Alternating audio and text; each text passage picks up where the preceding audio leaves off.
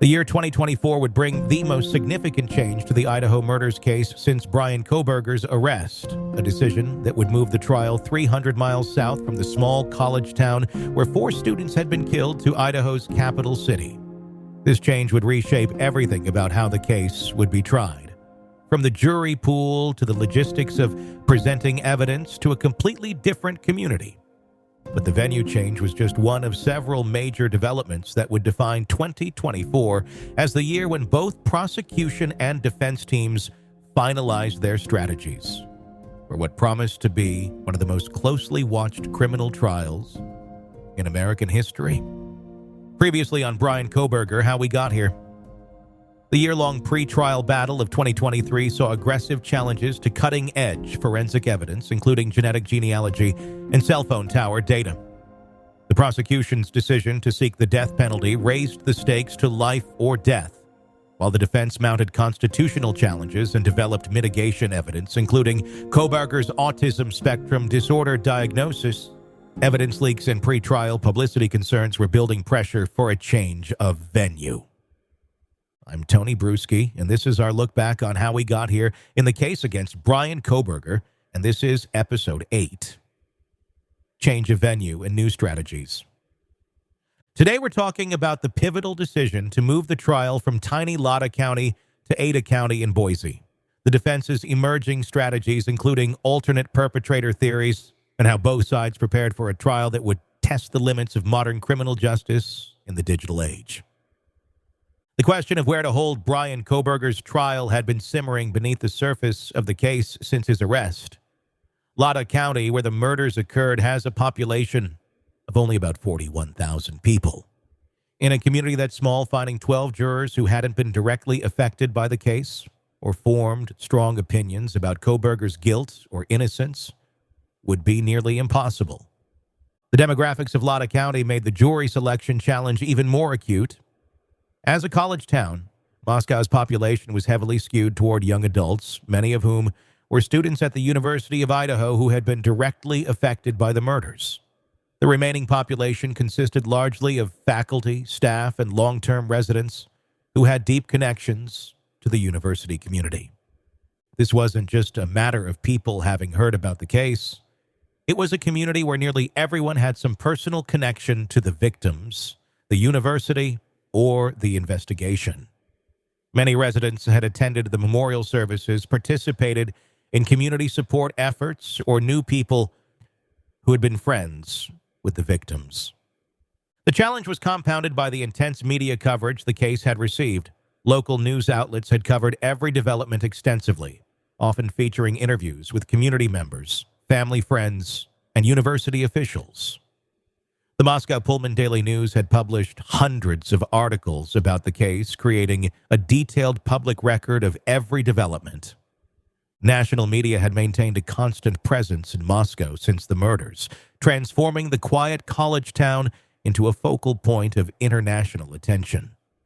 Satellite trucks had become a regular sight on downtown streets. Reporters had conducted countless interviews with local residents, and the case had become a defining feature of the community's identity. Social media had amplified the coverage exponentially, with Facebook groups dedicated to the case, attracting thousands of local members, Reddit communities analyzing every piece of evidence, and TikTok videos featuring local residents sharing their theories and experiences. This digital discussion had created an echo chamber where opinions about the case were constantly reinforced and amplified. Defense attorney Ann Taylor had been laying the groundwork for a venue change motion since early in the case. She understood that in death penalty cases, even the appearance of bias or prejudice could lead to reversible error on appeal. The stakes were too high to take any chances with jury impartiality.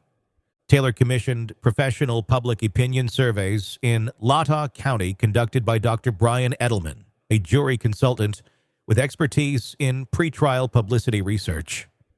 These surveys used scientifically rigorous methodology to assess community awareness, attitudes, and potential bias regarding the case.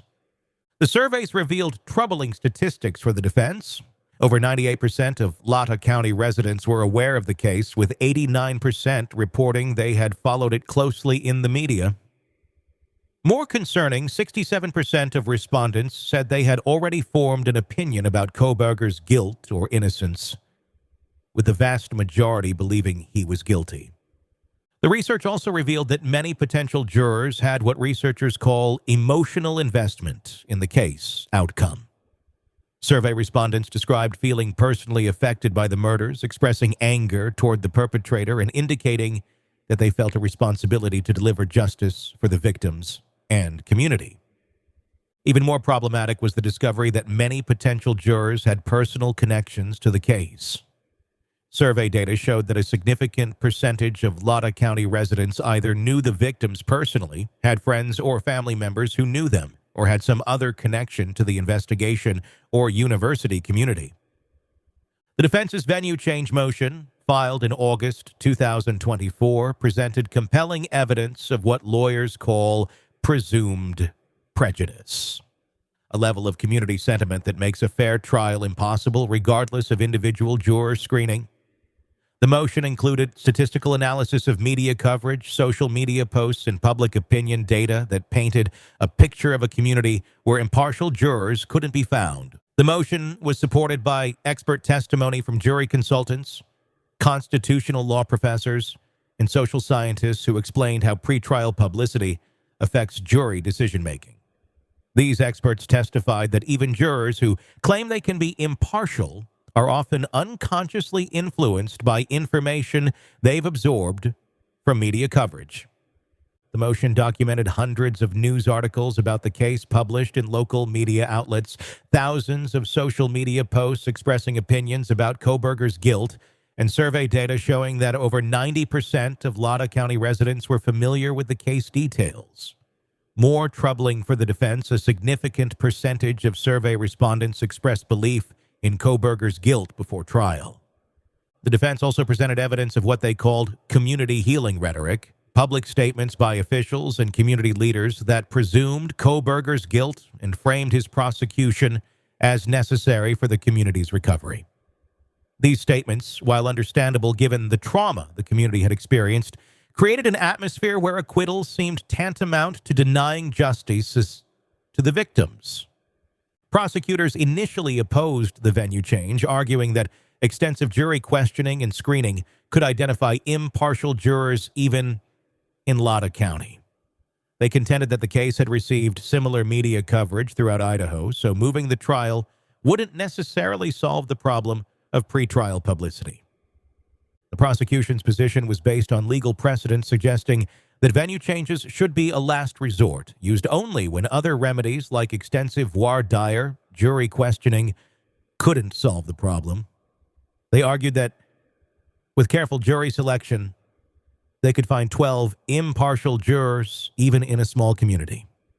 Prosecutor Bill Thompson and his team also raised practical concerns about moving the trial. A venue change would create logistical challenges for witnesses, many of whom were local law enforcement officers, university personnel, and community members who would need to travel to testify.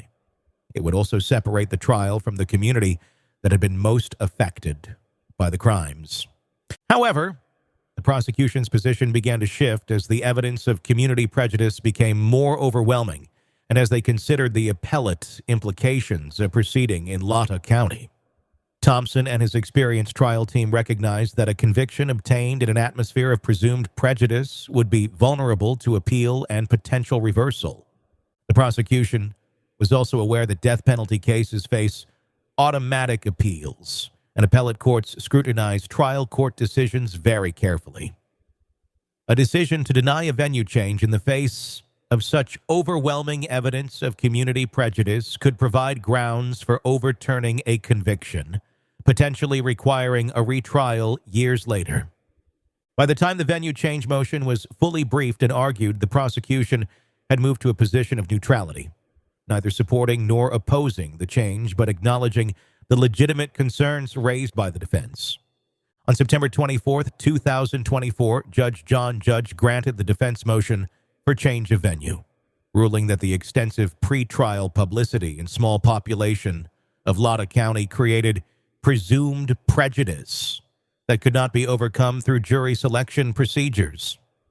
In his written order, Judge Judge noted that Latah County's small population meant that potential jurors were likely to have personal connections to the victims, witnesses, or law enforcement personnel involved in the case. He also cited the extraordinary level of media coverage and community discussion about the case. The decision to move the trial represented a significant logistical challenge that required months of coordination between multiple court systems. Judge had to coordinate with courts in other counties to find a venue that could accommodate the security needs, media presence, and extended timeline of a death penalty trial. The requirements for hosting such a trial were extensive. The courthouse needed adequate security facilities to handle a high-profile defendant, sufficient space for the large number of media representatives expected to cover the trial, and courtrooms equipped with modern technology for presenting complex digital evidence. The court system also needed to have experience handling death penalty cases, as these trials involve specialized procedures and legal requirements that not all courts are equipped to manage. The venue needed to be in a county with sufficient population to provide an adequate jury pool while being far enough from Latah County to minimize the impact of local publicity. After considering several options, including counties in eastern Idaho, central Idaho, and the Boise metropolitan area, Judge selected Ada County, home to Boise and Idaho's most populous county with nearly 500,000 residents. Ada County had experience handling high-profile cases, adequate courtroom facilities, and a jury pool large enough to find impartial jurors despite the case's notoriety. The Ada County Courthouse, a modern facility in downtown Boise, had the technology infrastructure needed for a complex death penalty trial. The building featured secure holding areas, advanced audiovisual equipment, and courtrooms large enough to accommodate the numerous participants expected in the trial. Ada County's legal community also had experience with high-profile criminal cases, including previous death penalty trials, complex white-collar prosecutions, and cases that had attracted significant media attention. This experience would be valuable in managing the unique challenges of the Kohberger trial. The venue change also meant a change in judges. Ada County District Judge Stephen Hippler was assigned to preside over the trial, bringing his own extensive experience with complex criminal cases and death penalty proceedings to what would be the most high-profile case of his career. Judge Hippler had served on the bench for over a decade and had presided over numerous serious criminal cases, including several death penalty trials. His experience with capital cases was crucial, as death penalty trials involve specialized legal procedures, jury instructions, and appellate considerations that require judicial expertise. The transition between judges required extensive coordination to ensure continuity in the case proceedings. Judge and Judge Hippler worked together to transfer all case files, understand the history of pre-trial rulings, and ensure that the momentum of the case wouldn't be lost in the transition. Judge Hippler's first major decision was setting a firm trial date. On October 15, 2024, he scheduled jury selection to begin on July 30th, 2025, with the trial itself starting on August 11th, 2025. This timeline gave both sides nearly a year to prepare for trial in the new venue, while accommodating the complex logistics of a capital case. The venue change created significant challenges for the victims' families, who would now need to travel 300 miles from northern Idaho to Boise for what could be months of trial proceedings. For families already dealing with the emotional trauma of losing their loved ones and the stress of a prolonged legal process, the additional burden of travel and accommodation was substantial. The Gonsalves family, the Mogan family, the Chapin family, and the Kernodle family began organizing immediately to address the practical challenges of attending the trial in Boise. They needed to arrange for extended stays in a city where they had no permanent housing, coordinate time off from work for family members who wanted to attend, and manage the significant expenses associated with months of travel and accommodation. The families organized fundraising efforts to help cover these expenses, recognizing that many family members couldn't afford the costs of extended stays in Boise without community support. They established GoFundMe campaigns, organized local fundraising events, and reached out to their extended networks for assistance. The response from the Moscow community and supporters across the country was overwhelming. The fundraising campaigns ultimately raised over $65,000 through community support and online donations, demonstrating the continued public investment in seeing justice served for the 4 victims. The fundraising efforts also highlighted the human cost of high-profile criminal cases. While the legal system focuses on procedural fairness and constitutional rights, the families of victims often face significant practical and financial burdens that can compound their emotional trauma. Local businesses in Moscow and the surrounding area also contributed to supporting the families, offering services, discounts, and direct financial assistance. Hotels in Boise provided special rates for family members, and restaurants offered meal services to help reduce the costs of extended stays. The University of Idaho also provided support services to help the families navigate the trial process, including victim advocacy services, counseling support, and assistance with practical arrangements. The university recognized that the trial would be a continued source of trauma for the families and the broader university community. Meanwhile, the defense team was developing strategies that went far beyond simply challenging the prosecution's evidence. Throughout 2024, they had been investigating what lawyers call alternate perpetrator theories, arguments that someone other than Kohberger committed the murders. The alternate perpetrator strategy is one of the most challenging defenses in criminal law because it requires not just creating doubt about the defendant's guilt, but affirmatively suggesting who the real killer might be. Courts require substantial evidence before allowing such theories to be presented to juries, and the burden of proof is significant. Under Idaho law, defendants who want to present alternate perpetrator evidence must meet several legal requirements. They must show that the alternate theory is supported by admissible evidence, that it's more than mere speculation or conjecture, and that it's relevant to the defendant's innocence rather than simply an attempt to confuse the jury. The defense's investigation had focused on several potential alternate theories, each requiring extensive investigation and expert analysis. They had hired private investigators, forensic experts, and criminal profilers to examine every aspect of the case that might support their theories. One area of investigation involved examining the possibility that the murders were committed by someone the victims knew, arguing that the lack of forced entry suggested the killer had been admitted willingly or had inside knowledge of the house layout and security measures. The defense investigators had conducted extensive background checks on everyone who had regular access to the house, including friends, romantic partners, delivery personnel, and service workers. They had analyzed the victim's social media accounts, phone records, and financial transactions, looking for any evidence of conflicts, threats, or concerning relationships. They had also investigated whether the murders might have been connected to drug activity, given that the victims were college students, and the attack occurred during weekend party hours when drug transactions might have taken place. This investigation involved examining the victims' backgrounds for any evidence of drug use or involvement in drug trafficking. The defense team had consulted with experts on college drug culture, reviewed law enforcement intelligence about drug activity in the Moscow area, and investigated whether any of the victims might have been involved in activities that could have made them targets for violence. Most significantly, the defense had developed what they called a two-perpetrator theory, the argument that the murders were committed by multiple people working together, not by a single individual. This theory was based on their analysis of the crime scene evidence, the timeline of the attacks, and the logistics of committing such crimes. The two-perpetrator theory raised questions about how one person could have killed 4 people in different rooms of the house without the survivors on the first floor hearing more extensive commotion. The defense argued that the coordination required to attack multiple victims simultaneously suggested more than one killer.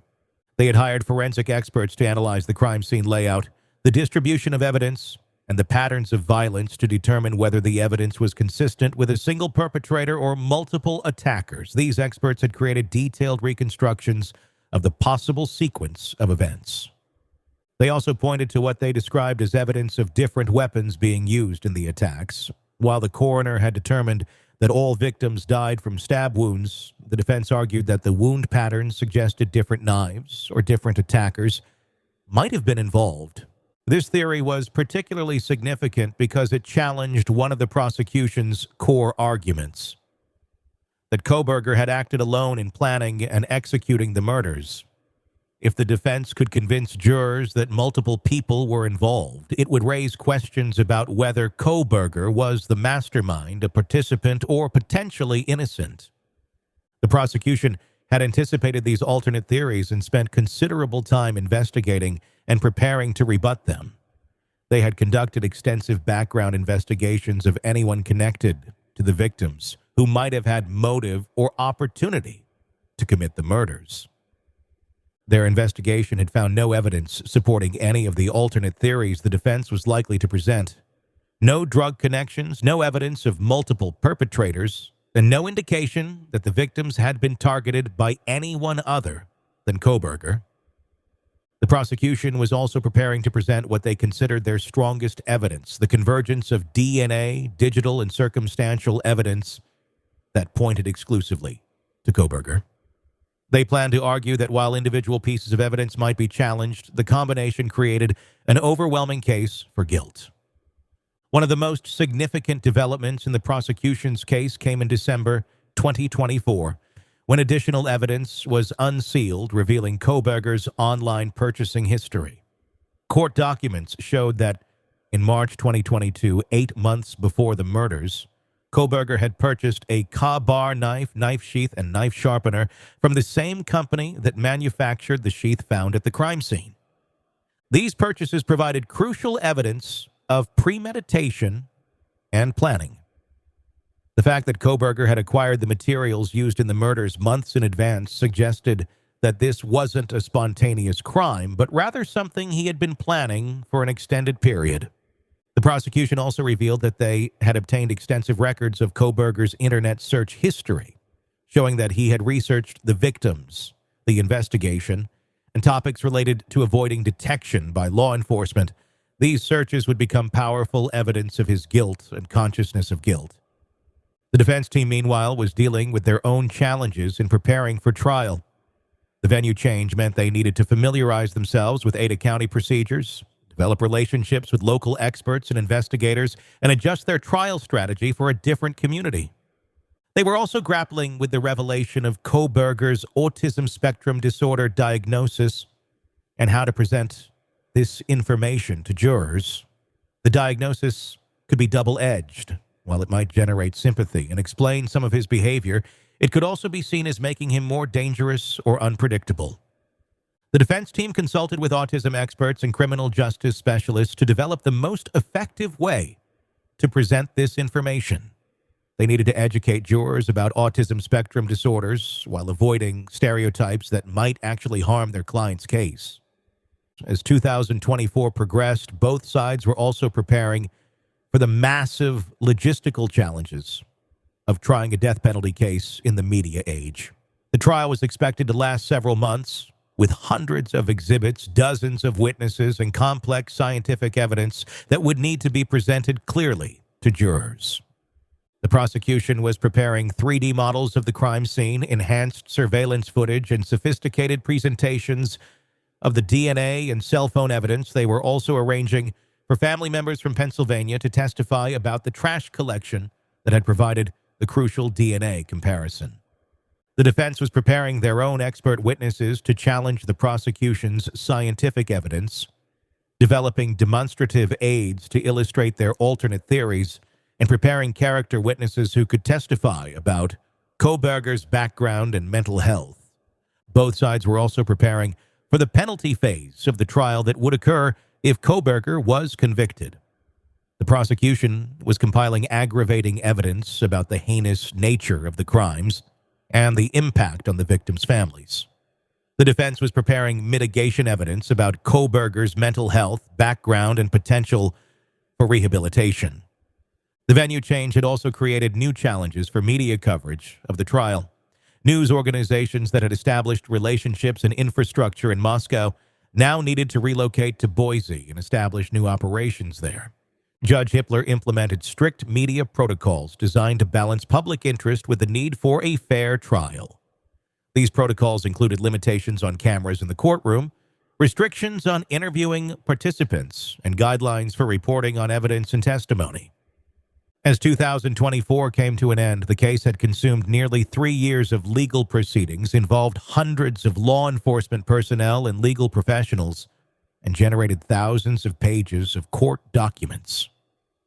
The pretrial phase had been as complex and contentious as many complete trials. The venue change represented more than just a change of location. It symbolized the transformation of a local tragedy into a case of national significance that would test the boundaries of modern criminal justice. The small college town where 4 students had been murdered would no longer be the stage for determining their alleged killer's fate. Instead, that determination would be made 300 miles away in a capital city courthouse by jurors who had never known the victims or experienced the fear that had gripped Moscow in the weeks following the murders. Whether this distance would help or hinder the pursuit of justice remained to be seen. The defense had succeeded in moving the trial away from the community most affected by the crimes, but they had also moved it to a more urban, diverse jury pool that might be less sympathetic to their client. The prosecution had lost the emotional connection to the crime scene, but they had gained a more experienced court system and a jury pool with less personal investment in the outcome. As both sides made their final preparations for trial, the question was no longer whether Bryan Kohberger would face a jury for the murders of Kaylee Gonsalves, Madison Mogen, Ethan Chapin, and Xana Kernodle.